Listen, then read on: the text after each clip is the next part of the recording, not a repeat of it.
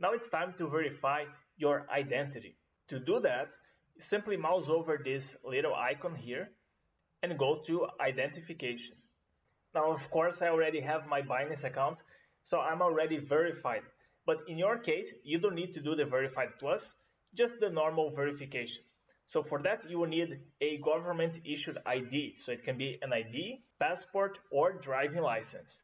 You also need to do a facial recognition in the Binance app. Sometimes this facial recognition takes a little while to work. For me, it worked in the third time. So be mindful of that. Maybe it doesn't work in the first try. Just keep trying. It will work out in the end. Now, this is just once. Once it's completed, you won't have to worry about verifying anything anymore. The only advantage to Verify Plus, it will be a higher limit to fiat deposit and withdrawals. So instead of $50,000 daily, it can be up to $2 million.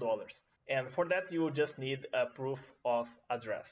Now, once you completed your verification, you can already start to buy crypto.